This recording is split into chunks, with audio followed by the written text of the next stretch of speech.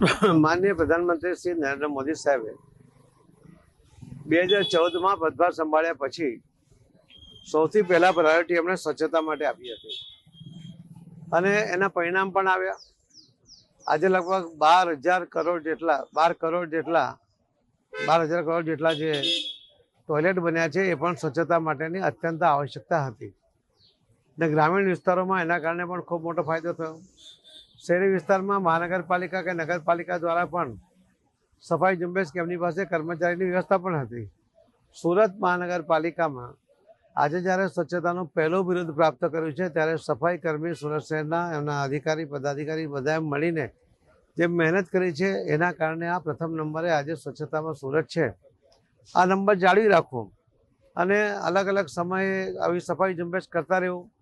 માનનીય પ્રધાનમંત્રી મોદી સાહેબ જ્યારે કોઈ શહેરમાં વિઝિટ કરે છે એના એક અઠવાડિયા પહેલાં ત્યાં સફાઈ ઝુંબેશ થવી જોઈએ એવો એમનો આગ્રહ હોય છે. એના કારણે સ્વચ્છતાનું પ્રમાણ એક વધે છે.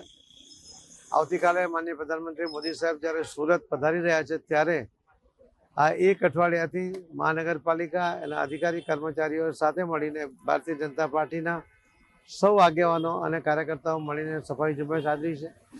આજે પણ ઉમરાવનગરની અંદર આ સફાઈ માટે આ વિસ્તારના કોર્પોરેટરશ્રીઓ અને સૌ કાર્યકર્તાઓ કર્મચારીઓ સાથે છે. મ્યુનિસિપલ કમિશનરશ્રી પોતે પણ અહીંયા આમાં રસ લઈ રહ્યા છે. સાથે સાથે મેલેરિયા ન થાય એના માટે પાણીનો ભરાવો ન થાય એની જાગૃતિ લાવવા માટે પણ એમણે લગભગ આખા શહેરમાં 900 જેટલા કેમ્પ કર્યા છે. એ ખૂબ અભિનંદનને પાત્ર છે.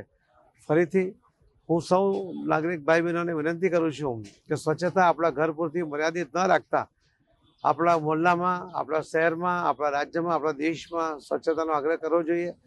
આજે બાળકો પણ જાગૃત થયા છે. મોદી સાહેબના અભિયાનને કારણે હવે ચોકલેટ ખાઈને રેપર એ લોકો ગમે ત્યાં નથી નાખતા.